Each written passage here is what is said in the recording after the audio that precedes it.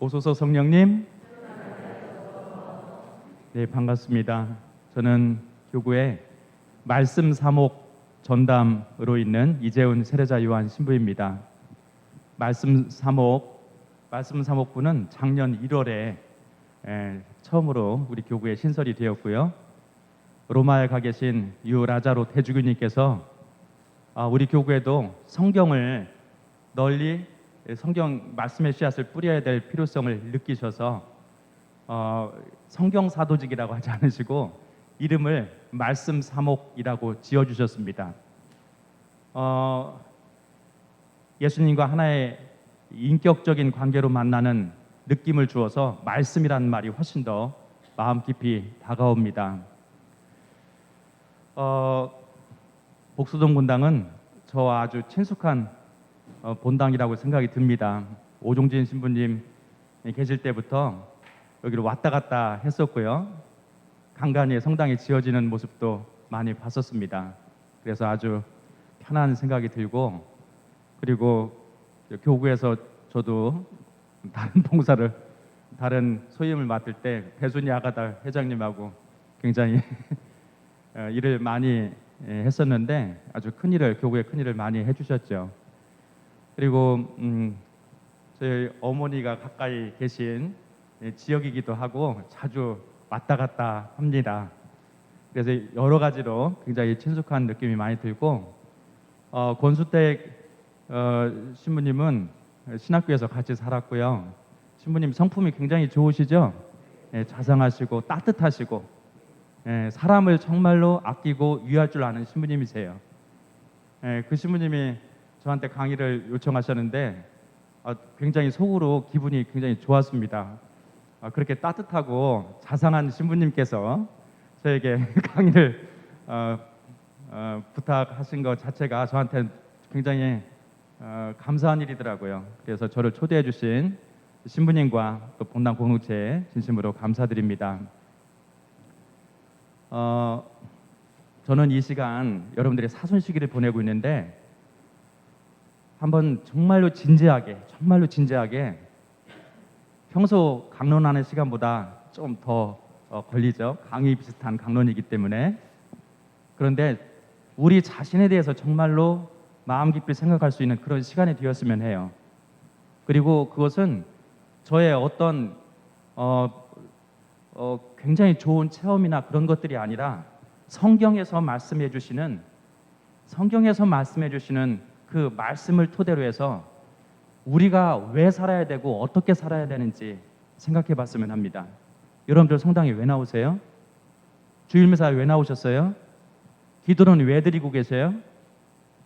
그리고 우리가 사순식을 보내면서 예수님의 부활을 준비하고 있는데 왜 예수님의 죽음이 나와 무슨 관계가 있어요? 이런 질문을 한번 던져봅니다. 이 모든 질문들이 여러분들하고 상관이 없는 일이라고 한다면 여러분들은 여기에 계실 이유가 없습니다. 오로지 말씀을 통해서 그 해답을 예수님께서 알려주고 계시거든요. 그것을 여러분들에게 나눠드리고 싶고 함께 나누고 싶습니다. 앞에 있는 불을 좀 어둡게 해주시면 훨씬 더 선명하게 보이실 것 같아요. 그래서 여러분들이 신앙생활을 하는 건 결국에 여러분들이 하느님 나라에 들어가기 위해서 그런 거 아니겠어요? 하느님 나라에 간다는 것은 우리가 바로 우리의 구원이 완성되는 것을 의미하는데 내 구원을 위한 삶이 어떠해야 되는지에 대해서 함께 나눠보도록 하겠습니다. 네, 영상을 한편 볼 텐데요. 부활하신 예수님께서 이제 여러분들 부활을 맞이하게 되시잖아요. 그 부활하신 예수님께서 맨 처음으로 누구에게 나타나시냐면 마리아 막달레나라고 하는 여자에게 나타나십니다. 마리아 막달레나는 예수님을 무척 사랑했던 여인이고 예수님께서 무척 아껴주셨던 여인입니다. 한번 영상을 보실게요.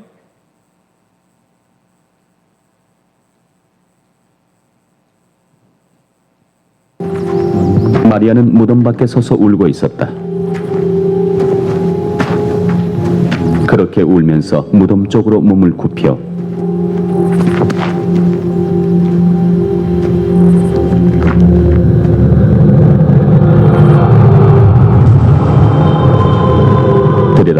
하얀 옷을 입은 두 천사가 앉아 있었다.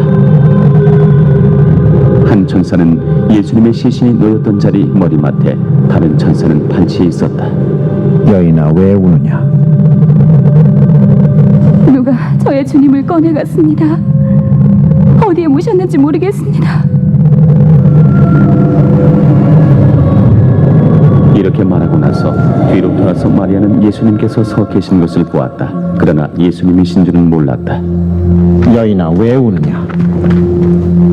누구를 찾느냐? 하고 물으셨다. 마리아는 그분을 정원지기로 생각하고 선생님께서 그분을 옮겨가셨으면 어디에 모셨는지 저에게 말씀해 주십시오. 제가 모셔가겠습니다. 마리아야. 하고 부르셨다. 마리아는 돌아서서 히브리 말로 라쁘니. 하고 불렀다. 이는 스승님이란 뜻이다. 내가 아직 아버지께 올라가지 않았으니 나를 더 이상 붙들지 마라. 내 형제들에게 가서 나는 내 아버지시며 너희 아버지신 분 내 하나님이시며 너희 하나님이신 분께 올라간다.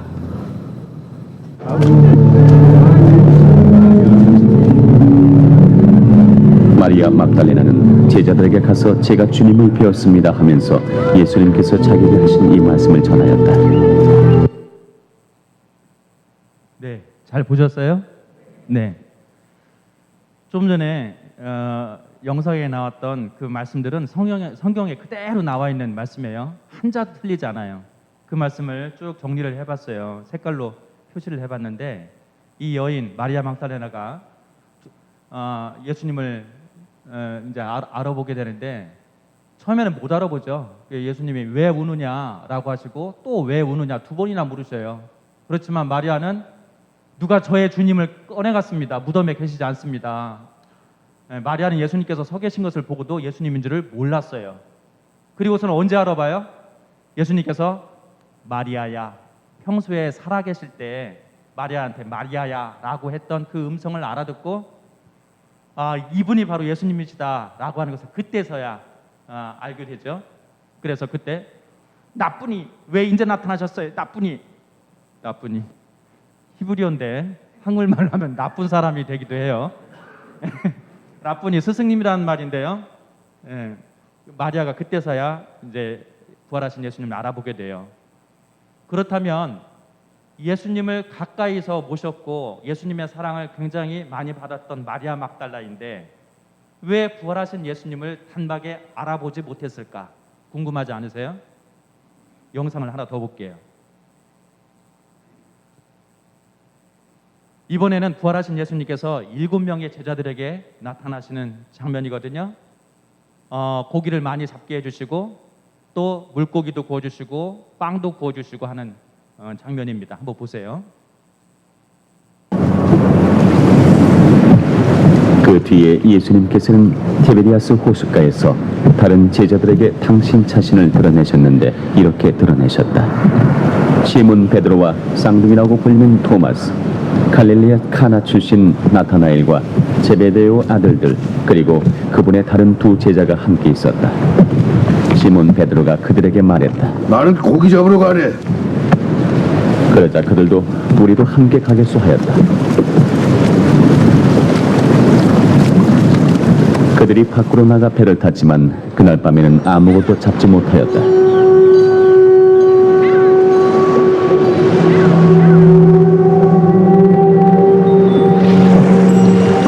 어느덧 아침이 될 무렵 예수님께서 물가에 서 계셨다. 그러나 제자들은 그분이 예수님이신 줄을 알지 못하였다. 예수님께서 그들에게 얘들아, 뭘 좀 잡았느냐? 못 잡았습니다. 그물을 배 오른쪽에 던져라. 그러면 고기가 잡힐 것이다.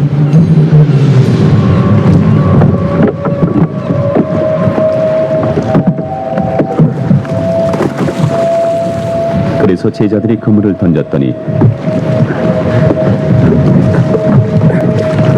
고기가 너무 많이 걸려 그물을 끌어올릴 수가 없었다.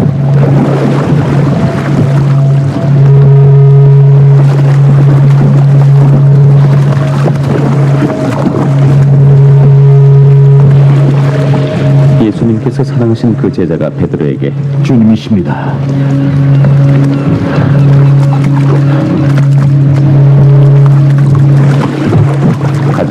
주님이시라는 말을 듣자 옷을 벗고 있던 베드로는 겉옷을 두르고 호수로 뛰어들었다. 다른 제자들은 그 작은 배로 고기가 든 그물을 끌고 왔다. 그들은 무태에서 100m쯤 밖에 떨어져 있지 않았던 것이다. 그들이 무태 내려서 보니 숯불이 있고 그 위에 물고기가 놓여 있고 빵도 있었다.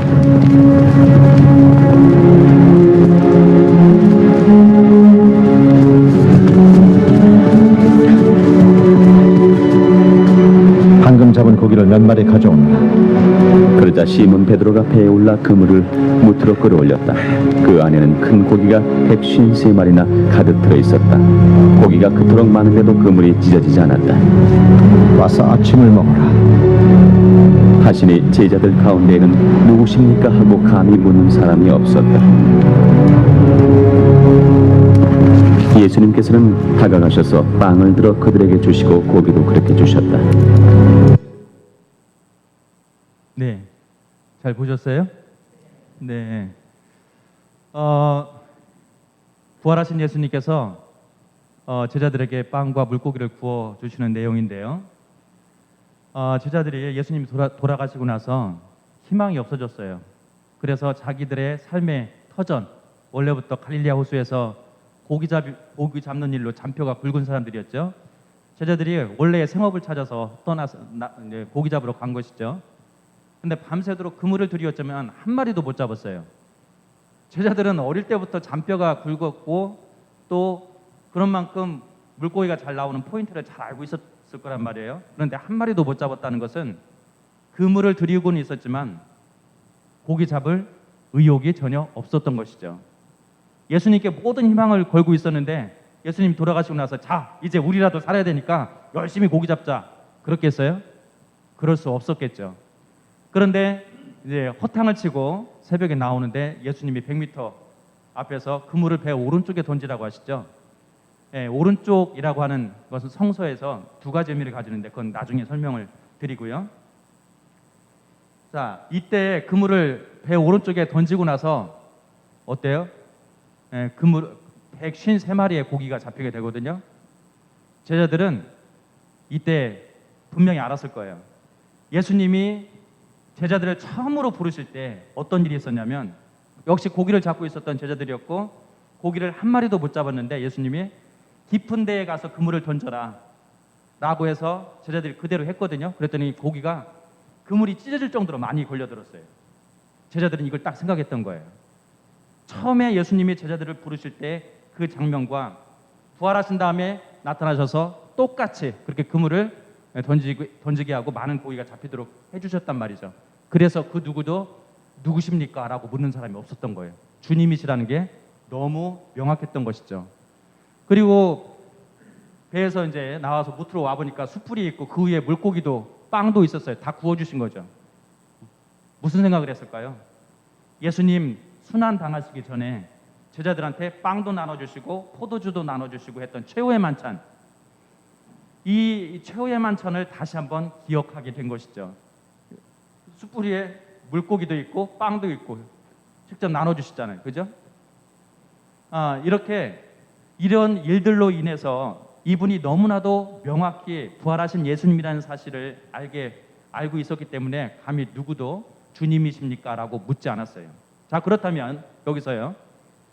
왜 제자들은 예수님을 단박에 알아보지 못했을까? 궁금하지 않으세요? 자, 루카복음에 나오는 엠마오로 가는 두 제자 얘기예요. 여러분들이 다 알고 계신 내용이에요. 이 제자들 역시도 예수님 돌아가시고 나서 모든 희망을 잃고 자기들 고향으로 가고 있었어요. 그런데 갑자기 예수님이 옆에 나타나셔서 같이 걸으시죠. 근데 무슨 일이냐고 하니까 아니 당신은 그것도 모르냐고 지금 예루살렘에서 누구나 다 알고 있는 그 예수라는 사람이 스승 예수님이 십자가에 못 박혀 돌아가셨다고 하면서 얘기가 시작이 되죠. 그러니까 예수님이 성경 얘기를 막 해주시고 여기에 매료된 두 제자가 잠시 묵었다 가시자고 해서 숙소로 머물게 되고 거기서 예수님이 빵을 쪼개서 나누어 주시죠. 제자들이 무슨 생각이 들었겠어요? 순환 전날 빵을 떼어서 나눠 주시던 바로 그 생각을 떠올렸겠죠. 아, 이분이 바로 예수님이시다 라고 하는 순간 예수님은 사라지셨죠. 그렇다면 이 두 제자가 왜 예수님을 알아보지 못했을까? 아주 중요한 문제예요. 네. 성모님을 볼까요? 루르드의 성모님 19번 발현하셨는데 손을 합장하고 계세요. 그리고 푸른색 띠를 두르고 계시고 루르드의 성모님이 계시고요. 또 파티마에서 나타난 파티마 성모님이 계셔요. 파티마 성모님은 팔을 벌리고 계셔요. 얼굴도 틀려요. 그리고 왕관을 쓰시기도 했고 목걸이를 하고 나타나시기도 했고, 루르드의 성모님과 파티마의 성모님은 달라요. 성모님이 두 분이네요. 멕시코 과달루페 성모님은요 또 달라요. 인디안 모습을 하고 나타나셨어요. 멕시코 과달루페의 원래 원주민이 인디안이었어요. 그리고 여러분들은 좀 생소하실 텐데 브라질의 상파울루에 가면 아파레시타 성모님이 계세요. 흑인 성모님이에요. 흑인 성모님의 모습으로 나타나셨어요. 황금색 망토를 두르셨어요. 왜 흑인으로 나타나셨을까? 그곳 원주민이, 상파울루 원주민이 원래 흑인이었어요. 이렇게 성모님의 모습도 제각기예요. 제자들은 예수님을 알아보지 못했어요. 왜 이런 일들이 일어나는가? 그 해답이 바로 코린토 1서 15장에 나와 있어요. 사람이 죽으면 어떻게 되는가 궁금하지 않으세요? 여러분들이 다 죽음을 맞은 이후에 어떻게 될까 궁금하지 않으세요? 답이 여기에 있어요. 잘 보세요. 글자가 보이실라나요? 네, 한번 읽어볼까요? 빨간 글씨를요. 자, 죽은 이들이 어떻게 되살아나는가, 그들이 어떤 몸으로 되돌아오는가 하고 묻는 이가 있을 수 있습니다. 죽으면 어떻게 되는가 묻는 사람들이 있다는 거예요. 우리가 다 궁금해하죠. 자, 파란색 글씨를 보죠. 그대가 뿌리는 씨는 죽지 않고서는 살아나지 못합니다. 요한복음 12장 24절을 보면 미랄 하나가 땅에 떨어져 썩지 않으면 싹을 틔울 수 없다고 말씀을 하시거든요. 굳이 성경 말씀이 아니더라도 여러분들은 너무나도 잘 알고 있죠. 뿌린 씨가 죽지 않고서는 생명이 될 수가 없다는 거예요. 그 말씀을 하시거든요. 37절이요. 그리고 그대가 뿌리는 것은 장차 생겨날 모체가 아니라 밀이든 다른 종류든 씨앗을 따름입니다. 사람이 뿌리는 것은 씨앗이라는 얘기예요. 몸체라는 것은 줄기를 얘기해요. 줄기를 뿌리지는 않죠. 씨앗을 뿌리잖아요. 그리고 씨앗에서 나중에 줄기가, 몸체가 생겨나는 것이죠. 그러나 하나님께서는 당신이 원하시는 대로 그 씨앗에 몸체를 주십니다. 씨앗에 몸체를 주시는 분이 하느님이시라는 거예요. 씨앗 하나하나에 고유한 몸체를 주시는 것입니다. 죽은 이들의 부활도 이와 같습니다. 썩어 없어질 것으로 우치지만 썩지 않는 것으로 되살아납니다. 지금 부활에 대해서 얘기하고 있는 거예요. 이거 지금 예수님의 부활 아니고요. 우리들 얘기예요. 우리들 얘기. 자, 51절 볼게요. 자, 내가 여러분에게 신비 하나를 말해주겠습니다. 우리 모두 죽지 않고 다 변화할 것입니다. 순식간에, 눈 깜빡할 사이에 죽은 이들이 썩지 않는 몸으로 되살아나고 우리는 변화할 것입니다. 지금 무슨 말씀이냐면 우리가 죽게 되면 순식간에, 눈 깜빡할 사이에 우리의 모습이 바뀐다는 얘기예요. 어떻게 바뀌느냐? 우리 가톨릭 교회 교리를 보면 사람이 죽으면 영혼이 하늘에 간다고 해요. 육신이 하늘에 간다고 얘기를 해요. 영혼이요. 또요? 아니면 영혼과 육신이 함께 하늘나라에 간다고 하는 말씀 들어보셨어요? 네, 들어보셨죠? 우리 가톨릭 교회 교리에서는 사람이 죽으면 영혼과 육신이 하느님 나라에 같이 올라간다고 가르치고 있어요. 그러면 이 말이 이해가 되셔요? 사람이 죽으면 어떻게 돼요? 관에 묻혀서 땅에 묻히고 썩게 되죠. 그러면은 육신이 어떻게 하늘나라에 가요? 그렇잖아요. 자, 아까 뭐라고 말씀드렸어요? 우리가 땅에 씨앗이 뿌려지면 거기서 새로운 생명이 웅터나온다고 말씀드렸잖아요. 그리고 그 형체가 모두가 다 변화될 것이라고 얘기했잖아요. 바로 그거예요.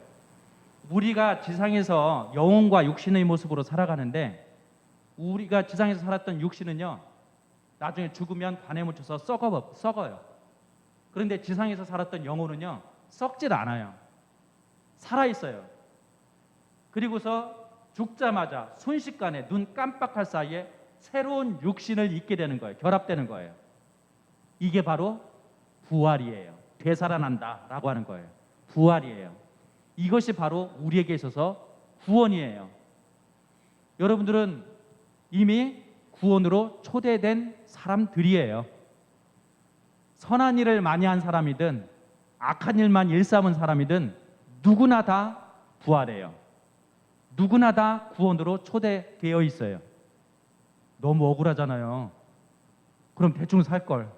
조금씩 악한 일도 하면서 나에게 이익이 되는 일도 하면서 그렇게 살 걸. 이라고 생각을 하시죠? 그러나 그건 아니에요. 더 본 다음에 생각해 보죠. 자, 그러면 사람이 이렇게 부활할 수 있게 된 것은 무엇으로 인해서 가능하게 된 것일까? 바로 예수님 때문이에요. 뭐라고 하셨냐면 고린토후서 15장인데 역시 그리스도께서는 죽은 이들 가운데서 되살아나셨습니다.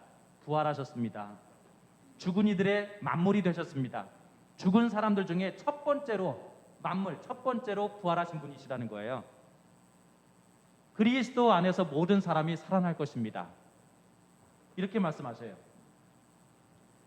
예수님이 죽으시고 부활하셨기 때문에 우리도 부활할 수 있게 된 거예요.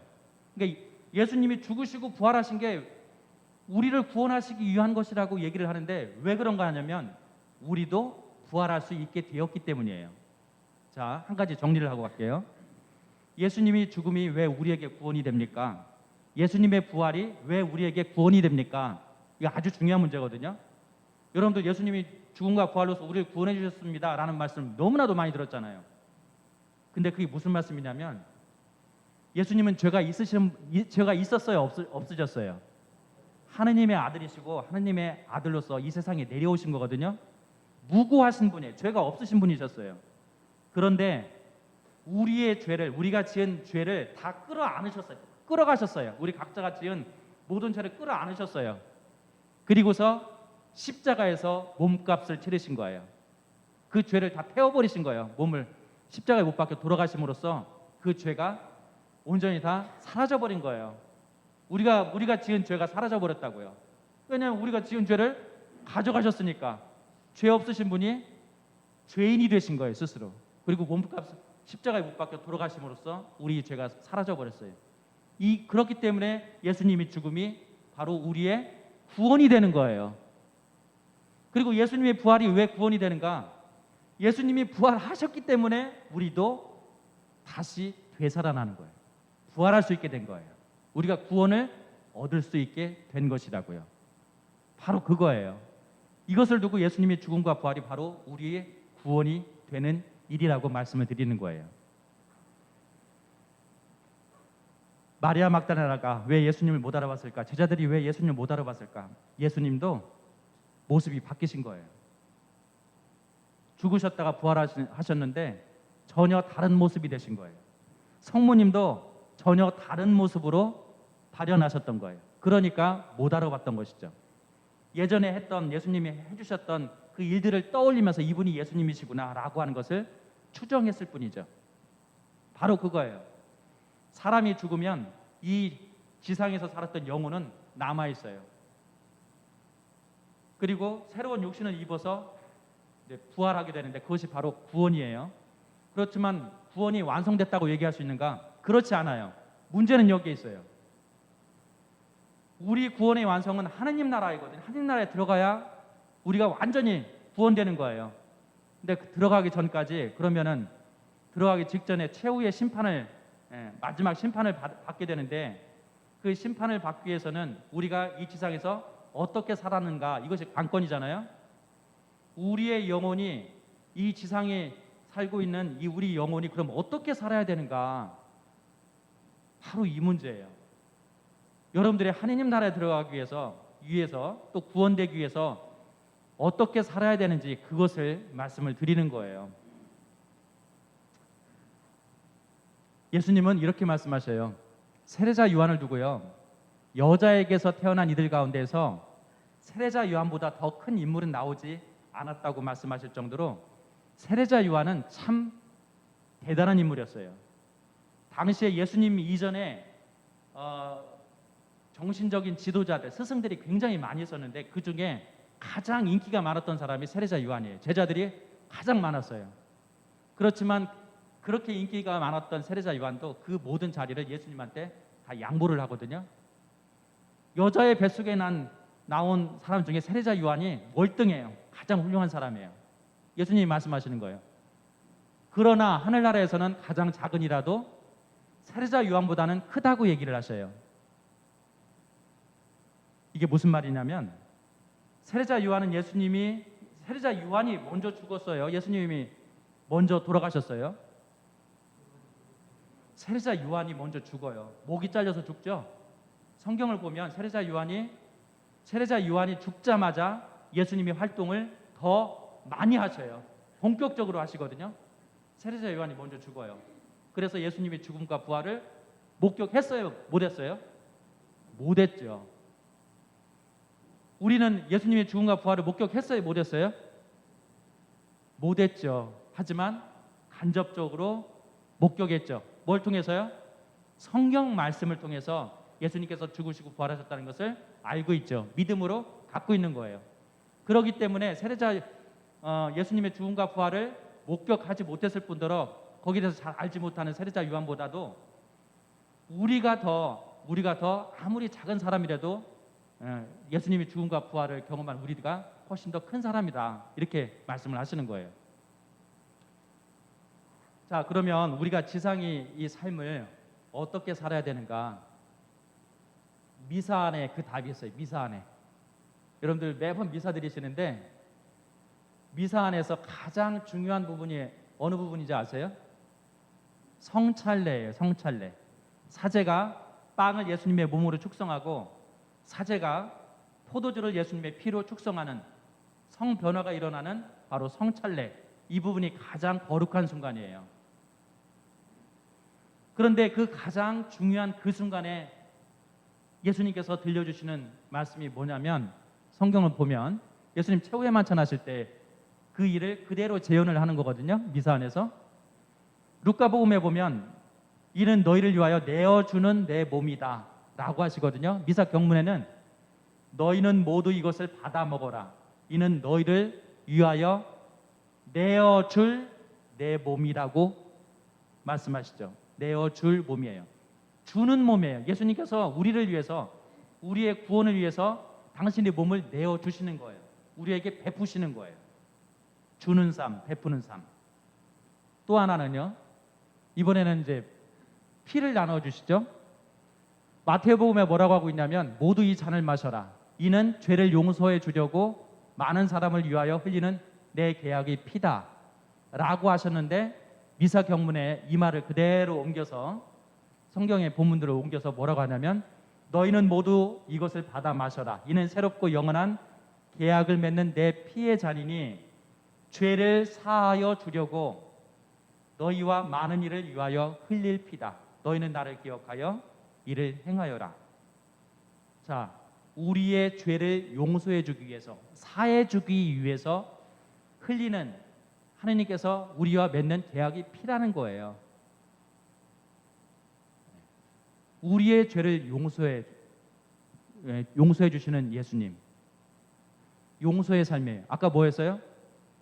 베푸는 삶, 주는 삶, 그리고 또 하나는 용서의 삶. 두 가지예요.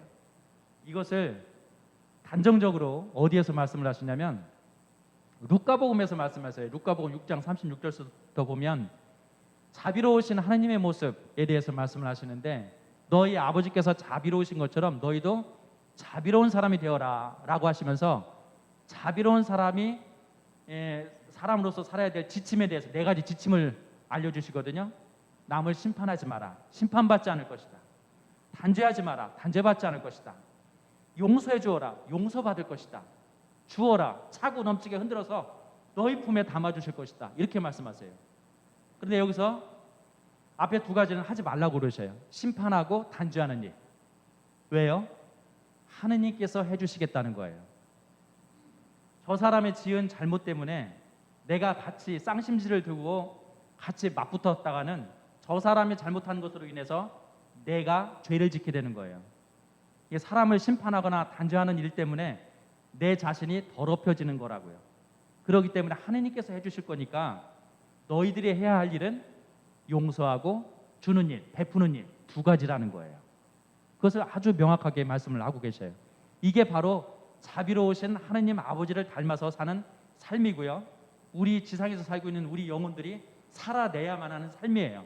그래야만이 하느님 나라에 들어갈 수가 있는 거예요. 그것을 말씀하시거든요.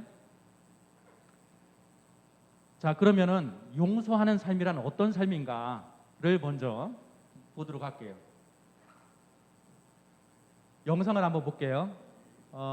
이 영상을 보면 평화가 너희와 함께라고 하는 말씀을 3번에 걸쳐서 하시거든요. 부활하신 예수님께서 나타나셔서 처음으로 건넨 인사말이 바로 평화가 너희와 함께라고 하는 인사예요. 제자들한테 나타나셨고, 그리고서 그 자리에 없었던 토마스는 난 믿지 못하겠다고 얘기를 하다가 나중에 예수님이 토마스도 같이 있을 때 또 나타나셔서 평화 인사를 건네시는데, 한번 이 말씀을 눈으로 읽으시면서 한번 들어보시기 바래요. 그날 곧 주간 첫날 저녁이 되자 제자들은 유다인들의 두려워 문을 모두 잠가놓고 있었다. 그런데 예수님께서 오시어 가운데 서시며 말씀하셨다. 평화가 너희와 함께. 이렇게 말씀하시고 나서 당신의 두 손과 옆구리를 그들에게 보여주셨다.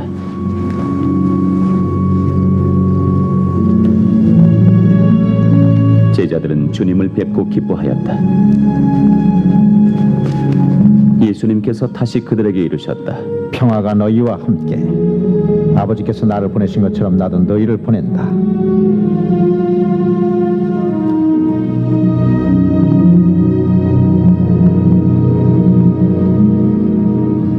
이렇게 이르시고 나서 그들에게 숨을 불어넣으며 말씀하셨다.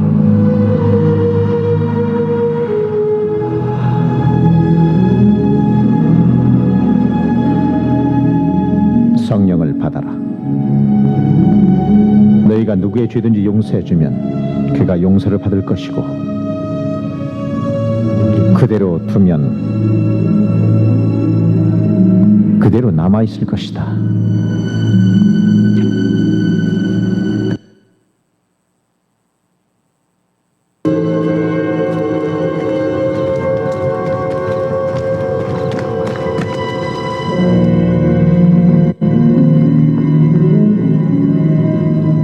제자 가운데 하나로서 쌍둥이라 불리는 토마스는 예수님께서 오셨을 때 그들과 함께 있지 않았다.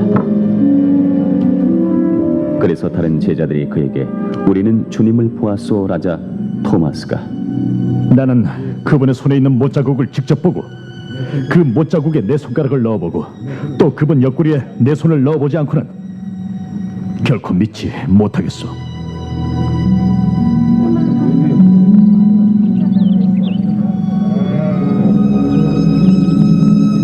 여들의 뒤에 제자들이 다시 집안에 모여 있었는데 토마스도 그들과 함께 있었다. 문이 다 잠겨 있었는데도 예수님께서 오시어 가운데 서시며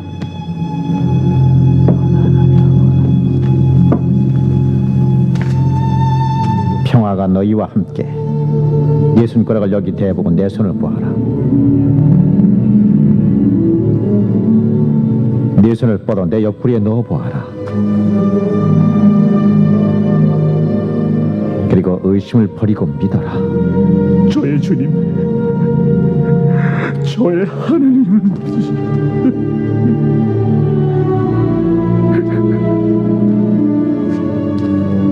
너는 나를 보고서야 믿느냐? 보지 않고도 믿는 사람은 행복하다.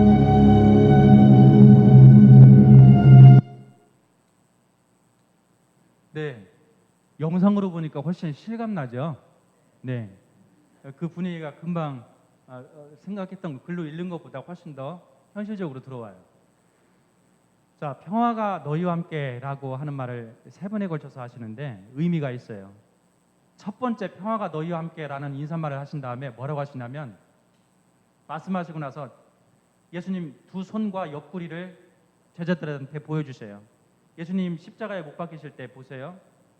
손바닥이 아니라 이 뭐죠? 손목 안쪽에 손바닥에다 하면 아마 예수님 무게 때문에 몸무게 때문에 그냥 그 못으로부터 살이 다 찢겨났을 거예요. 손바닥이 찢겨났을 거예요. 그러니까 이 손목 쪽 있죠. 손목 쪽에 못이 박혀 있었던 것이고 양쪽에 그리고 발은 포개어요. 포개서 대못을 하나 박은 거죠.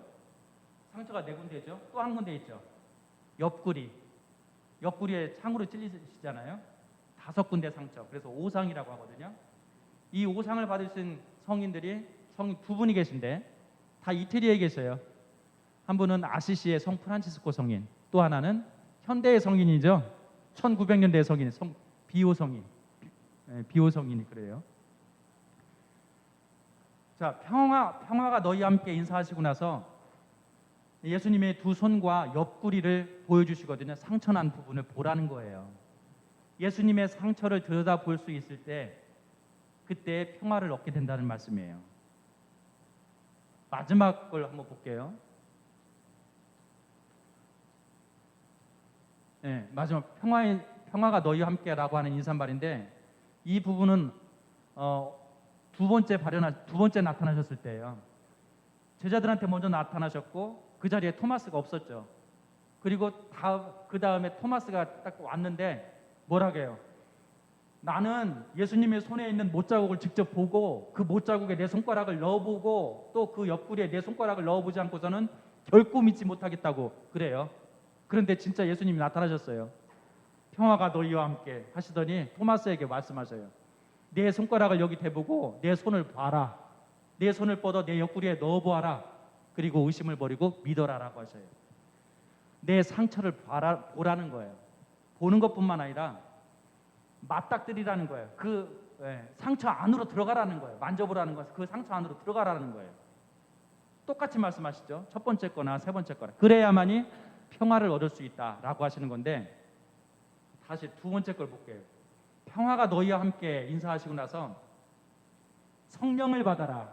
너희가 누구의 죄든지 용서해 주면 그가 용서받을 것이고 그대로 두면 그대로 남아있을 것이다 라고 말씀하시죠. 자, 예수님께서는 무고하신 분이셨어요. 그러나 우리가 지은 모든 죄를 다 끌어안으시고 몸값을 치르시고 십자가에 죽음을 당하시죠. 예수님께서는 이렇게 그럼으로써 우리 죄가 다 사라지게 됐어요. 죄를 용서받은 거죠. 예수님은 이렇게 십자가를 지심으로써 우리가 지은 죄를 용서해 주셨어요. 그리고 십자가 위에서 실제로 또 그걸 보여주시죠. 십자가에서 7가지 말씀을 하셨는데 이걸 가상칠언이라고 하는데 그 중에 가장 중요한 말씀이 하나가 있어요. 아버지 저들을 용서해 주십시오. 저들은 자기들이 하는 일을 모르고 있습니다. 이 말씀 기억하시죠? 예수님을 십자가에 못 박은 사람들을 용서해 주시는 거예요. 끝까지, 죽기까지. 이분이 바로 예수님이세요. 그것을 얘기하는 거예요. 그러니까 예수님께서 상처를 받으시고 죽으시는 가운데에서도 사람들의 죄를 용서해 주시는 그 예수님을 바라보라는 거예요. 그래야만이 평화롭게 평화 안에서 살아갈 수 있다. 이 말씀을 하는 거예요. 그러니까 용서하는 것이 얼마나 중요한 것인지에 대해서 설명을 해주고 계시거든요. 자, 매정한 종의 비유를 한번 볼게요. 이 비유 말씀을 여러분들이 많이 들었어요. 어떤 신하가 임금한테 얼마를 빚졌냐면 10,000달란트를 빚졌어요. 임금이 그 빚을 다 갚으라고 종용하자. 네 못 갚는다고 하니까 네 부인도 애들도 다 와서 종으로 삼아야겠다 막 그러죠. 그러니까 이 신하가 애걸복걸 매달렸어요. 제발 좀 봐달라고. 그래서 임금이 큰 마음 먹고 없던 걸로 했어요. 탕감해 주었어요. 10,000달란트를. 그러고서는 탕감받은 이 사람이 홀가분한 마음으로 나오게 됐는데 길거리에서 누구를 만나냐면 100데나리온 빚진 사람을 만나게 되는 거예요.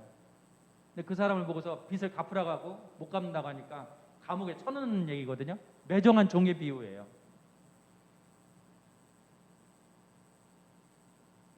이게 얼마만큼 대단한 일인지 딱히 들어오지 않을 거예요. 그런데 이 화폐의 단위를 보면 놀라워요. 10,000달란트가 어느 정도의 가치가 있냐면요. 한 탈렌트는요 6,000데나리온이에요. 6,000데나리온. 데나리온은요 노동자의 하루 품삯이에요. 그러니까 여러분들 하루 품삯으로 보면 돼. 그게 한 데나리온이거든요. 근데 한 탈렌트는 6,000데나리온이니까 한 탈렌트를 벌기 위해서는 6,000일 동안 일해야 되는 거예요. 6,000일. 6,000일은 200개월이에요. 200개월은 17년이에요. 한 탈렌트를 벌으려면 17년 동안 일해야 돼요. 그런데 뭐예요? 10,000달란트예요. 17만 년이에요. 17만 년 동안 사람이 몇 년 살아요? 100세 시대죠? 고작 100년 살아요. 17만 년 동안 벌어야 되는 그 돈을, 이 돈을 빚진 것도 참 신기해요. 근데 그것을 다 탕감해 주신단 말이에요. 그런데 탕감받은 17만 년. 지금으로 따지면 하루 품삯이 만약에 그렇지도 않지만 5만 원이라고 해봐요. 그럼 3조 원이에요. 10만 원이면 6조 원이에요. 잘 안 들어오죠? 저도 잘 안 들어와요. 조가 어떻게 생겼는지도 본 적이 없어서. 어마어마한 돈이죠. 어마어마한 돈이에요. 평생을 만져볼 수도 없는 돈. 그것을 다 탕감받았죠. 그런데 길거리에서 누굴 만나냐면 자기한테 100데나리온. 한 데나리온은 얼마라고요? 하루 품삯이라고요. 그러면 100데나리온은 3개월하고 10일 동안 일하면 벌 수 있는 돈이에요. 그거 못 갚는다고, 지금 당장 못 갚는다고 감옥에 쳐넣죠. 이게 바로 매정한 종의 비유예요. 마지막에 뭐라고 말씀하시냐면 너희가 저마다 자기 형제를 마음으로부터 용서하지 않으면 하늘의 내 아버지께서도 너희에게 그와 같이 하실 것이다. 이 말씀을 하세요. 우리가 하나님으로부터 얼마나 많은 것을 받았어요. 사실은 여러분들 곰곰이 생각을 해보세요. 지금 여기서 생각이 안 떠오르거든 집에 가서 기도하시다가 또는 성체조배 하시면서 한번 생각해 보세요. 이 자리에 있기까지 얼마나 많은 어려움들이 있었고 죽을 고비도 얼마나 넘겼어요. 그렇지만 이 자리까지 온 거예요. 지금도 딱히 만족스럽지는 않지만 그럴 수도 있죠. 그렇지만 여기까지 와서 숨쉬고 살아갈 수 있는 것만으로도 정말로 감사할 수 있는 거예요. 뭐 이보다 더 큰 어려움을 겪으신 분들도 있겠지만 저도 나름 그런 어려움들을 많이 겪어서 그게 뭔지를 조금 알아요. 정말 숨쉬고 살 수 있는 것만으로도 내 발로 걸어서 화장실에 가서 일을 볼 수 있는 것만으로도 얼마나 행복한 일인지 몰라요. 경험해보지 못한 사람들은 잘 들어오질 않아요. 목에 호수 끼고 중환자실에서 거의 죽기 직전까지 갔다 온 사람들은요, 정말 숨쉬고 사는 것 이 자체가 얼마나 감사한 일인지 몰라요.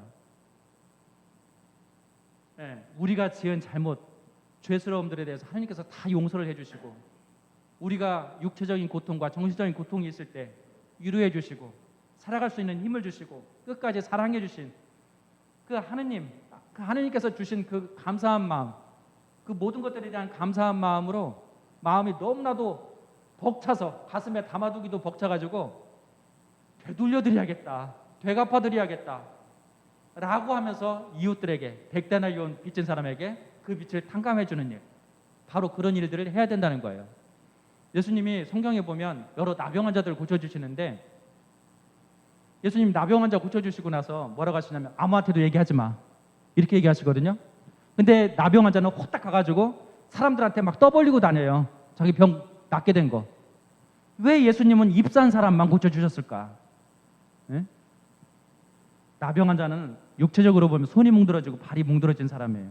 그리고 마을 안에서 살지 못하고 격리돼서 산속에서 살아야 됐고요. 그 고초와 외로움과 그 고통, 그 수치스러운 그 모든 일들을 겪으면서 사람답게 살지 못했죠. 그런데 그 병이 나았다고 생각을 해보세요. 이건 어마어마한 사건이에요. 가슴에 담아두기조차도 벅찬 일이에요. 내놓을 수밖에 없는 거예요. 속에서 이걸 내놓지 않고서 견딜 수 없는 거. 우리도 하나님께서 베풀어 주신 그 모든 사랑과 은총에 가슴이 벅차야만 되고 그 감사한 마음이 넘쳐나서 다시 되돌려 드리려고 하는, 되갚아 드리려고 하는 마음으로 살아야 한다는 거예요. 그것이 바로 그 중에 하나가 용서하는 마음이라는 거예요. 용서하는 것. 이 용서는요, 결코 자기의 계획이나 노력이나 의지로 되는 게 아니에요. 결심으로 되는 게 아니에요. 내가 나한테 잘못한 사람이 있어요. 그런데 마음에 너무 안 들고 용서하지 못했는데 어느 순간 미사 드리면서 신부님이 용서하면서 사는 것이 얼마나 값진 일인지 잘 설명해 주셔서 나도 이제 용서하면서 살아야지 라고 생각을 해서 그 사람한테 당장에 가서 악수하고 포옹해 주고 미안하다고 하고 이렇게는 못했을지언정 그 사람을 위해서 기도해 주고 있었어요. 용서해 주는 마음으로 기도하고 있었어요. 그런데 그 사람이 지난번에 잘못했던 그 잘못을 나한테 똑같이 두 번째 똑같이 잘못을 또 했다고 생각을 해보세요. 용서가 될까요? 너무 괘씸한 거예요. 내가 어떻게 용서해 주려고 했는데, 어떤 마음을 갖고 있었는데 어떻게 나를 이렇게 이 지경으로 만드나, 공격한다고 생각을 하죠. 내 결심으로 용서하려고 했던 마음은 사라져요. 그렇기 때문에 이 용서는요, 내 결심으로 하는 것이 아니라, 내 의지로 하는 것이 아니라 하느님께서 내가 지은 잘못에 대해서 용서해 주셨고, 내가 어려웠을 때, 고통당할 때 위로해 주셨기 때문에 그것에 대해서 감사드리는 마음으로 되갚아드려야지 라는 마음으로 그 사람을 용서해야 되는 거예요. 그러면 용서할 수 있어요. 100번도 용서할 수 있고요, 7번씩 77번도 용서할 수 있는 거예요. 하느님께서 나에게 해주신 것을 생각하면 해줄 수 있는 거예요. 그러나 내가 결심해서 하려고 하면 본전 생각밖에 안 나요. 그렇지 않겠어요? 오늘 복음 말씀이 뭐예요? 되찾은 아들의 비유예요. 이거 되찾은 시리즈거든요. 성경 보면 되찾은 양의 비유, 되찾은 은전의 비유, 되찾은 아들의 비유예요. 연속으로 나와요. 되찾은 시리즈인데 뭘 얘기하냐면, 보세요. 잃은 양이 길을 잃어버렸죠. 그 양이 길을 잘못 들어서 내 실수야, 내가 잘못했어, 바보같이 그러면서 자신에 대해서 자책하는 내용 전혀 없어요. 오히려 그 양이 양을 찾아서 주인이 떠나게 되고, 주인이 양을 다시 찾은 그 기쁨에 대해서 막 어깨다가 메고 와요. 그 양을 너무 기뻐서. 그것만 얘기해요. 은전도요, 어떤 부인이 손에서 떨어져서 어디 도망가 버렸거든요. 은전이 내가 내 실수지, 주인의 손에서 벗어나가지고 내가 이렇게 됐네, 이런 얘기 전혀 없어요. 부인이 동전을 찾은 기쁨에 대해서만 얘기를 해요. 여기서도 마찬가지예요. 어떻게 보면 작은 아들이 지금 방탕하게 지나가다가 돈도 잃고 다 잃어가지고 굉장히 후회하는 것 같잖아요. 근데 후회스러운 얘기 없어요. 하늘과 아버지께 잘못했다고 말씀드려야지 나중에, 그 얘기하는 거예요. 그러니까 아버지께 돌아갈 것을 자꾸 얘기하는 거예요. 돌아갈 것에 대해서만. 후회스러움에 대해서 얘기하지 않고요, 아버지 품으로 돌아갈 것, 그리고 나중에 아버지가 아들을 품에 안아주시잖아요. 그것에 대해서만 얘기를 해요. 이게 뭔 얘기냐면요, 우리가 하느님 품에만 있는다면 분명히 우리가 용서를 청할 기회가 생기고 하느님께서는 용서를 해주신다는 거예요. 하느님 품을 떠나지 않는다면. 우리가 어떤 때에 사람과의 관계 안에서 지쳐서 또 너무 실망해서 신앙도 저버리게 되고, 그 사람도 너무나도 증오하고 미워하면서 살아가기도 하고, 특별히 더 아주 절친한 관계 안에서 부부가 될 수도 있고, 부모와 자녀 간의 관계일 수도 있고, 아주 친한 사람일 수도 있고, 그들로부터 배신을 당하면, 상처를 입으면 그건 감당할 수가 없어요. 그렇죠? 네. 그럼에도 불구하고 하느님 품을 떠나지 않고 그들을 위해서 계속해서 기도해주면 내가 마음속으로 지은 죄까지도 하느님께서는 반드시 용서해 주신다는 거예요. 아주 중요한 일이에요. 씨 뿌리는 사람 비유 보세요. 씨 뿌리는 사람 비유 보면 어떤 씨는요, 농부가 다니는 딱딱해졌어요. 농부가 하도 다녀가지고 그 길 위에 떨어졌어요. 씨가 떨어졌지만 땅속으로 들어가지도 못했어요. 바위 위에 떨어졌어요. 흙이 약간 고였었는데 거기에 뿌리를 내리려고 하니까 뿌리가 내려갈 수가 없어요. 돌 때문에 말라버렸죠. 가시덤불에 떨어졌어요. 싹이 나긴 했는데 도저히 클 수가 없어요. 다 막고 있으니까. 그런데 좋은 땅에 떨어진 씨는 바로 열매를 맺죠. 30배, 60배, 90배로 나오는데, 적어도 내 신앙이 이 정도밖에 안 돼. 내 씨가 불량종이에요. 우량종이 아니라 불량종. 내 믿음이, 내 신앙이 이것밖에 안 돼. 주일미사 간신히 지키고 그마저도 버거워하고 또 신앙생활을 하면서도 늘 이중적인 생활 같아요. 사람들하고는 친하지 않고 불편한 관계에 있으면서 신앙 안에서는 살아가고 있고, 그렇다고 하더라도 좋은 땅에 떨어지기만 한다면, 하느님 품에 머물기만 한다면 반드시 열매를 맺는다는 거예요.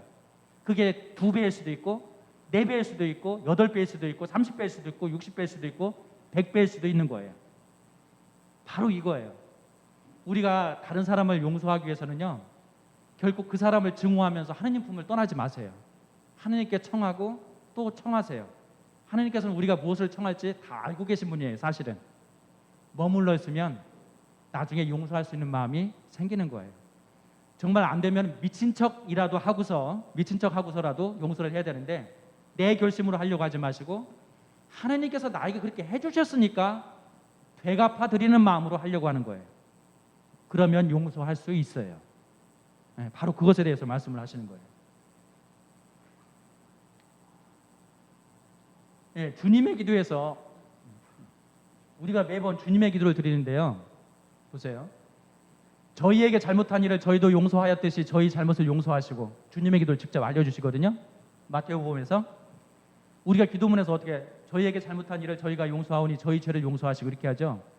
이 마태복음서는요, 그리스어로 쓰여져 있어요. 그리스어로 쓰여져 있는 그 말을 그대로 옮겨서 말씀을 드리면, 저희에게 잘못한 사람의 저에게 빚진 사람의 빚을 제가 탕감해 주었듯이 하느님, 제가 하느님께 빚진 것을 탕감해 주세요. 탕감해 주시고, 이런 의미예요. 그러니까 저 사람 것은 매정한 종처럼 저 사람 빚은 꼭 갚아야 되는 것처럼 생각을 하고, 내가 진 빚은, 하느님께 진 빚은 제발 좀 용서해 달라고 이렇게 청해서는 안 된다는 거예요. 하느님께 내 죄를 용서받으려면 저 사람이 나에게 진 빚을 탕감해 줘야 돼요. 저 사람이 나한테 잘못한 것을 용서해 줘야 된다는 거예요. 그래야만이 그 허물을 용서해 주면 하늘의 너의 아버지께서도 우리의 죄를 용서해 주실 것이라고 단정적으로 말씀을 하세요. 이것이 바로 하느님 나라에 들어가는 길이에요. 열쇠예요. 자, 베푸는 삶을 볼게요. 베푸는 삶. 여러분들이 잘 알고 계신 착한 사마리아 사람 비유예요. 이 얘기는 어떤 사람이 예루살렘에서 예리코로 가다가 강도들이 출몰하기 좋은 지형에 동글동글하게 가지고 이렇게 계속 내려가게 되는 지형인데, 급경사기 때문에 어떤 사람이 초죽음이 됐는데, 첫 번째 사제가 그냥 지나쳐가고, 레위인 하급성직자예요. 그냥 지나쳐가고, 사마리아 사람이 그를 보고 여관으로 데려가가지고 치료를 해주죠. 나중에 돈이 부족하면 오는 길에 다시 주겠다고 하고 보장해주고, 그렇게 돌봐주는 얘기예요. 근데 우리는 그렇게만 생각을 하는데, 실제로 처음 부분과 끝 부분을 봐야 돼요. 왜 이런 얘기가 나왔냐면, 율법 교사가 그래요. 누가 저의 이웃입니까? 누가 저의 이웃입니까? 그러니까 예수님이 이 비유를 들고 나서 뭐라고 하시냐면, 마지막에 누가 강도를 만난 사람에게 이웃이 되어 주었다고 생각하느냐라고 하셔요. 율법 교사는요, 자기 안으로 끌어당겨요. 누가 내 이웃일까? 나에게 유익한 사람일까? 끌어당기는데, 예수님께서는 누가 그 사람의 이웃이 되어 주었느냐라고 하셔요. 그러니까 이 말씀은 뭐냐면, 우리의 이웃들, 상대방, 그분들은 우리가 하느님 나라에 들어가는데 꼭 필요한 사람들이라는 거예요. 이웃들을 먼저 생각하고 살으라는 거예요. 그들에게 무엇인가 보탬이 되는 삶, 그것을 얘기하거든요. 부자와 라자로의 비유거든요. 부자는요, 죽어서 지옥에 갔고요, 거지 라자로는 천국에 갔어요. 왜 그럴까요? 성경은 얘기하잖아요. 다만 부자가 호화롭게 살았다는 데 문제가 있어요.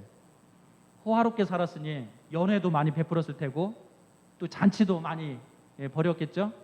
음식 냄새가 진동을 하는 거예요. 그러니까 동네 개들이 다 이 집에 다 모여드는 거예요. 그런데 음식물 분리수거를 얼마나 철저하게 했는지 와서 보니까 먹을 게 하나도 없는 거예요. 그래서 이 부자의 집 대문 앞에 쭈그리고 앉아 있었던 피투성이가 된 거지 라자로를 핥아먹은 거죠. 그렇게 생각해 볼 수가 있죠. 이 부자는요 라자로를 쫓아내지 않았어요. 여러분들 집 앞에, 여러분들 아파트에 사시면 출입문 앞에, 여러분 집 대문 앞에 거지가 1년 365일 상주하고 있다고 생각해 보세요. 어떻게 하셨겠어요? 바로 전화하셨겠죠. 그죠? 근데 부자는 그렇게 하지 않았어요. 내쫓지 않았어요. 죄를 짓지 않았다고요. 그런데 진짜 중요한 걸 하지 않았어요. 라자로가 왜 거기 앉아 있었을까요? 뭐 부자가 먹을 거라도 주연히 생각하고 앉아 있었던 거예요. 먹을 게 필요했던 거예요. 근데 그걸 하지 않았어요. 우리는 죄를 짓지 않기 위해서 사는 게 아니에요. 사랑을 베풀기 위해서 사는 거예요. 이게 중요해요. 십계명을 거스르지 않기 위해서 사는 것이 아니라 남에게 무엇인가 도움이 되어주고 베풀고 용서해주는 삶을 살기 위해서 사는 거예요. 왜? 하느님께서 나에게 그렇게 해주셨기 때문에. 이게 중요한 거예요. 사랑하려고 베풀려고 하다가 실수할 수 있어요. 다른 사람들이 막 오해를 하기도 하고 또 모함을 하기도 하고 그래서 마음이 불편한 그런 상황이 될 수도 있어요. 좋은 일을 하려고 하다가 불편해질 수도 있어요. 그걸 감안하고서라도 하라는 거예요. 네, 이게 중요한 거예요. 이게. 그것이 옳은 일이라고 한다면 반드시 그 일을 하라는 거예요. 사람들로부터 사랑받지 못하는 것에 대해서 두려워하지 말고 내가 왜 소중한 사람, 소중한 것들을 잊고 사는지에 대해서 두려움을 가져야 돼요. 내가 잊혀지는 것, 사람들로부터 잊혀지는 것에 대해서 걱정하고 두려워할 게 아니라 내가 소중한 사람들을 잊고 사는 것, 거기에 대해서 두려움을 갖고 살아야 된다는 겁니다. 고해성사를 하실 때도 보통 십계명이 기준이 되어서 십계명을 어긴 순서대로 죄를 고백하잖아요. 그런데 고해성사를 준비하면서 가장 중요하게 여러분들이 묵상해야 될 것은 내 도움을 필요로 하는 사람에게 내가 도움이 되어주지는 못했는지, 그런 적은 없었는지, 이게 가장 우선이 돼야 돼요. 십계명도 중요하지만 그보다 내가 사랑해야만 하는 순간이었는데 사랑을 베풀지 못한 순간이 없었는지, 이것이 우리가 하느님 나라에 대는 들어가는 관건이라고요. 열쇠예요. 그것을 말씀하시는 거예요. 예, 어떤 부자 청년이 스승님 제가 영원한 생명, 구원을 얻으려면 어떻게 됩니까? 저는 십계명 거스르지 않았어요. 살인하지 않았고요. 부모에게 효도했고요. 간음하지 않고 도둑질하지 않고 안 했어요. 뭘 더 해야 됩니까? 예수님 그러시죠? 내가 완전한 사람이 되려거든 가서 재산을 팔아서 가난한 사람들에게 주어라 라고 하셔요. 그랬더니 이 젊은이는 슬퍼하면서 떠나가요. 왜냐하면 돈이 많았거든. 예, 남이 가난한 이들이 돈을 필요로 한다면 그것도 내가 있는 것에서 베풀 줄 알아야 된다는 거예요. 그래야만이 영원한 생명, 구원에 이를 수 있다라고 하시는 말씀이에요. 자, 올바른 자선인데요. 많이 들어본 말씀이에요. 내가 자선을 베풀 때는 오른손이 하는 일을 왼손이 모르게 하여라. 이 말씀 많이 들어보셨죠? 오른손이 하는 일을 왼손이 왜 몰라요? 손이 붙어 있는데, 그죠? 이 말은 뭐냐면요. 성경에서 오른쪽은 두 가지 의미가 있어요. 하나는 권능, 또 하나는 신뢰. 권능은 뭐냐면요. 예수님께서 죽으시고 부활하시고 하늘로 올라가셔서 하느님의 왼쪽으로 가셨어요? 오른쪽으로 가셨어요? 네? 오른쪽이죠? 이 말은 뭐냐면 하느님과 똑같은 권능을 가지셨다라고 하는 의미예요. 그리고 신뢰는 뭐냐면 아까 제자들 보고 뭐라고 했어요? 그물을 배 오른쪽에 던져라 라고 했죠. 나를 믿고 그물을 던져라 라고 하는 의미예요. 왼쪽이 아니라 오른쪽이잖아요. 믿으라는 얘기예요. 신뢰하라는 얘기예요. 그 말씀이에요. 오른쪽 강도, 예수님 십자가에 매달리셨을 때 오른쪽 강도와 왼쪽 강도가 있었죠. 똑같이 십자가에 매달렸어요. 왼쪽 강도는 뭐라고 해요? 네가 하나님의 아들이거든 너나 십자가에서 내려와 봐라 이렇게 하죠. 비아냥거리죠. 그런데 오른쪽에는 십자가에 진 강도는 뭐라고 해요? 오늘 당신이 하늘나라에 들어가거든 저를 잊지 말고 저를 기억해 주십시오 라고 하잖아요. 예수님을 믿고 있는 사람이에요. 오른쪽에 있는 사람. 바로 그런 의미가 있거든요. 오른손은 선한 지향을 가진 쪽에 예수님을 믿는 만큼 선한 지향으로 살려고 하는 쪽, 왼쪽은요 악한 충동을 가진 악한 지향으로 살려고 하는 쪽이에요. 어느 어르신이 리어커에 손수레에 박스를 하나 싣고서 오르막을 오르고 계셔요. 그거 봤을 때 어떤 생각이 들어요? 아, 도와드려야겠다. 선한 오른쪽에서 도와드려야겠다는 마음이 생겼어요. 그런데 갑자기 곧바로 순식간에 왼쪽에서 잡아 끌어요. 또 시간 약속 5분 전이야. 5분 전. 그리고 저분이 여기만 오르막을 오르는 거겠어? 숱하게 많은 오르막을 오른 것 중에 올라왔을 테고 지금 또다시 오르막을 오르고 있는데 여기도 네가 없이도 네 도움 없이도 오르실 거야. 왼쪽에서 방해하는 거예요. 야, 너 창피하잖아. 굳이 그럴 필요 있어? 다른 사람이 해도 되는 거잖아. 다른 사람이 할 수 있을 거야. 왼쪽에서 자꾸만 잡아 끈단 말이에요. 그런 일들 많이 경험하죠. 마음으로는 가엾은 마음이 들어서 동정심이 가고 해주고 싶은데 이러저러한 이유로 해주지 못하는 경우들이 있어요. 그것이 옳은 일이라고 한다면 반드시 하라는 거예요. 다른 거 방해하기 전에, 다른 마음이 방해하기 전에 해주라는 거예요. 바로 그 말씀을 하시는 거예요. 베푸는 삶. 예수님과 자케오인데요. 복수동 성당이 자케오 성당 아니에요? 네, 자케오 성당이에요. 오종진 신부님이 왜 자케오 성당으로 했는지 잘 모르겠어요. 키가 작아서였나? 자케오는요, 자케오가 살던 동네가 예리코라고 하는 곳이에요. 예리코는 사해 위쪽에 요르단 강이 이제 만나는 곳이거든요. 강 옆에 끼고 있는 도시예요. 이스라엘 백성들이 40년 광야 생활을 끝내고 가나안 땅으로 들어가는 초입에 있는 도시거든요. 아주 중요한 도시예요. 일단 강이 있기 때문에 무역이 활발했던 곳이에요. 그러니까 경제적으로 먹고 살 만큼 돼 있는 곳이 바로 예리코예요. 그리고 땅이 비옥해요. 강가 옆에 있었기 때문에 예리코는 바로 그런 부유한 도시였어요. 거기에서 자케오는요, 세리들의 장, 세관장이었어요. 그 당시 세리들은 이스라엘이 로마의 속국이었기 때문에 세금을 로마 황제한테 갖다 바치는 일을 했던 게 세리들이었거든요. 근데 이 세리들이 왜 미움을 받았냐면 돈을 착복했어요. 세금을 2배로 때려가지고 반절은 자기가 먹고 반절은 로마 황제한테 바치는 일을 했기 때문에 동족으로부터 아주 나쁜 소리를 많이 들었어요. 그 비리의 온상이었죠. 그 비리들의 온상의 장이었으니까, 세관장이었으니까, 자케오는 얼마나 많은 비리의 대표자인 거예요. 그리고 더군다나 거기 키까지 작았어요. 이게 볼품없다고 해야 되나요? 뭘 하게 되나요? 어쨌든 외견상으로 보더라도 사람들로부터 호감을 얻기에 외견상으로 보더라도 내면적으로 보더라도 좋을 게 하나도 없어요. 그걸 어떻게 할 수 있냐면 예수님이 나타나셨다고 하자 자케오가 예수님을 보러 와요. 돈도 많았죠. 남 부러울 거 없었을 텐데 예수님을 보러 왔다는 건 자기가 삶이 무의미하다, 재미가 없었던 것이죠, 분명히. 그래서 왔는데 키가 작아서 예수님 볼 수가 없어서 어디로 올라가요? 돌무화과 나무에 올라가요. 여러분도 아시겠지만 돌자가 들어가면 다 딱딱해요. 돌배 딱딱하죠?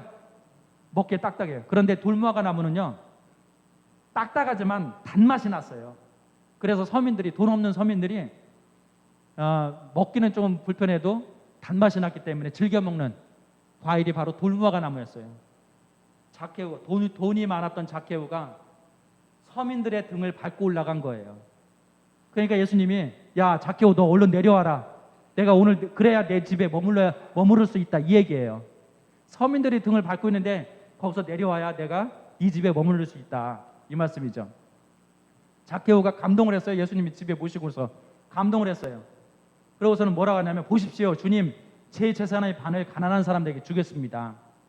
그리고 제가 다른 사람 것을 횡령했다면 내곱절로 갚겠습니다라고 해요. 율법에 의하면 다른 사람 돈을 횡령하잖아요. 2배로 갚게 돼 있었어요. 2배로. 규정이 그래요. 근데 4배로 갚겠다고 하잖아요. 그리고 재산의 반절이나 어려운 사람들 도와주겠다고 하잖아요. 그러고 나서 그렇게 얘기를 하니까 예수님이 뭐라고 하셔요? 오늘 이 집에 구원이 내렸다라고 하셔요. 자케오는 구원을 받았어요. 무엇을 통해서요? 베풀음을 통해서 구원을 받게 된 거예요. 마지막이에요. 마태복음 25장에 보면 최후의 심판이라고 하는 제목이거든요. 우리가 하나님 나라에 들어가느냐 마느냐 심판의 기준이 도대체 뭔지를 너무나도 잘 알려주고 있어요. 의인으로 대변되는 양은 오른쪽에, 악인으로 대변되는 염소는 왼쪽에. 의인은 그러죠. 언제 제가 먹을 거 드렸고 마실 거 드렸고 입을 거 드렸습니까? 저 그런 적 없어요. 예수님 뭐라고 하시냐면 여기 있는 이 사람들 중에 너희 형제들인 이 가장 작은 이들 가운데 한 사람에게 해준 것이 바로 나에게 해준 것이다. 이거예요. 이게 바로 우리가 최후의 심판 때 받게 될 기준인 거예요. 우리가 형제들에게, 이웃들에게, 어려운 이들에게, 심지어 알지 못하는 사람들에게까지 베풀었는지 베풀지 않았는지 여기에 따라서 우리 하나님 나라에 들어갈 수 있는지 없는지 성패가 갈린다는 얘기예요. 아주 중요한 일이에요. 자, 율법 중에서 얼마나 중요한지 황금이라는 말을 붙였어요. 황금은 바뀌질 않아요. 형태가 바뀌질 않아요. 절대로 바뀔 수 없는 진리예요. 뭐라고 되어 있어요? 마태복음 7장 12절. 남이 너희에게 바라는 그대로, 남이 나에게 바라는 그대로 남에게 해줘야 되는 거예요. 이게 율법 중에서도 얼마나 중요하면 황금의 가치를 지닌 말씀이에요. 반대로 얘기하면 남이 나에게 하지 말기를 원하면 하지 말아야 되는 거예요. 예? 용서하는 것도 그렇고요. 베푸는 것도 남이 나에게서 바라면 그대로 해줘야 되는 거예요. 이것이 바로 우리가 천국 하나님 나라에 들어가는 열쇠이다 라고 하는 거예요. 그렇다면은 우리가 세례 괜히 빨리 받았다 이런 생각도 들 수 있죠. 나중에 죽기 직전에 세례 받고 그러면 죄 다 없어지고 하나님 나라에 들어가는데 구원의 문이 활짝 열려 있을 거 아니에요? 괜히 일찍 받았다 이렇게 생각이 드실 수 있지만 아니에요. 여러분들은 보험을 잘 들어놓으셨어요. 하나님 나라는요, 하나님 나라를 아는 사람이 하나님 나라에 들어갈 수 있는 거예요. 이 지상의 삶을 살면서 하나님 나라가 어떤 곳인지를 맛본 사람은요, 계속해서 그것을 기다리고 기도하면서 지향을 두고 살아요. 기쁘고 기다리는 마음으로, 설레이는 마음으로 살아요. 거기에 갈 수 있는 날까지. 그것을 맛본 사람은 그 맛을 무엇을 통해서 본다고요? 용서하고 베푸는 것이 얼마나 사람의 마음을 따뜻하게 하고 정말 행복하게 하는지 그것을 맛본 사람은 계속해서 그 삶을 살려고 지향을 두고 살아요. 그 사람이 바로 구원의 완성, 하나님 나라에 들어갈 수 있는 확률이 훨씬 많아요. 훨씬 많아요. 신앙이 그것을 보증해줘요. 신앙이 없는 사람은 그렇게 살 수도 있어요. 하지만 사람 마음이 어디 그래요? 하나님께서 자꾸만 가르쳐 주시고 정말로 우리가 생각지도 못한 일을 상상할 수도 없는 방법으로 우리를 자꾸만 선물을 주시면서 이끌어 가시잖아요. 그러한 깨달음 없이 그냥 혼자 힘으로 베풀고 용서하기란 너무나도 힘들어요. 신앙이 그래서 여러분을 지켜준다고 표현을 드리는 거예요. 여러분들 마지막에 이제 여러분들 십자가의 삶에 대해서 많이 들어보셨을 거예요. 정말 내 자신이 너무나도 괴로운 상황이에요. 너무나도 힘들어요. 저에게 왜 이렇게 무거운 십자가를 주십니까? 라고 하는데 정확히 말씀드리지만 이것은 십자가가 아닙니다. 자기를 위한 십자가는요, 자기가 겪는 고통의 십자가는 십자가가 아니에요.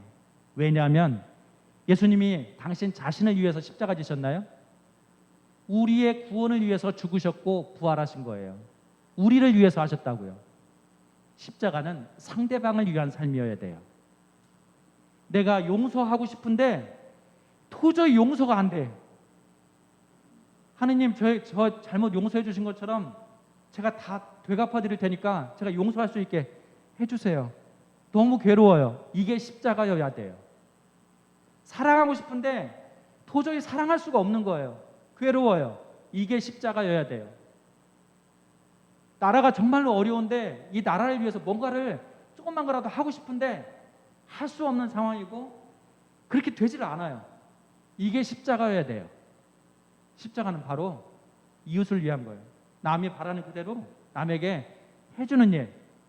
그걸 못해서 안타까움을 가지고 있는 게 이게 바로 우리의 십자가여야 돼요. 취직이나 또 대학 입시 또 다른 모든 계획해놓은 일들, 그것이 어그러짐으로 인해서 갖게 되는 고통스러운 일들, 이건 십자가가 아닙니다. 언제든지 우리의 구원은 이웃들에게 달려있다는 것을 명심하시기 바라요. 우리가 이런 십자가를 제대로 지지 못한 이유가 어디 있는가? 우리 스스로의 만족을 위해서 살기 때문에 아닌가 생각이 들어요. 예, 잡고 있는 것이 너무 많으면 손이 아프죠.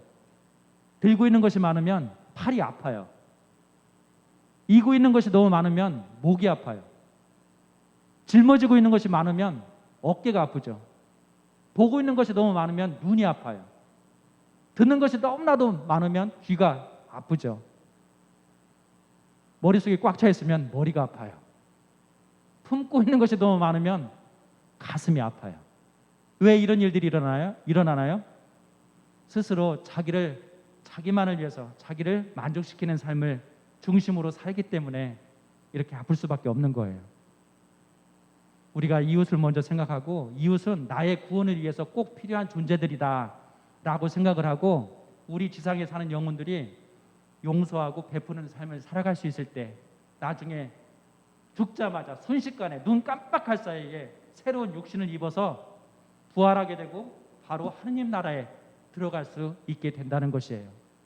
악한 사람도 부활하고 선한 사람도 부활하지만 최후의 심판 이 과정이 남아 있어요. 악한 사람은 바로 하느님 나라에 들어가기가 어렵겠죠. 네, 바로 이겁니다. 우리 모두가 정말로 하느님, 우리 이 사순 시기에 부활을 지향하면서 사제는 왜 분홍색 제의를 입어요? 부활하신 예수님 모습을 미리 보여주는 거예요. 그 기쁨을 미리 보여주는 거예요. 왜 부활을 기다리고 있어요? 예수님이 우리를 위해서 죽으실 것이 너무나도 자명한 사실이고 우리를 위해서 또 부활하실 것이 너무나도 자명한 일이에요. 그걸 기다리는 거예요. 그리고 우리도 용서하면서 또 베풀면서 우리도 그 구원 완성을 위해서 나가겠다라고 하는 고백을 하는 시기, 그 시기가 바로 지금입니다. 그러한 삶이 여러분을 지켜주기를 바랍니다. 아셨죠? 예, 감사합니다.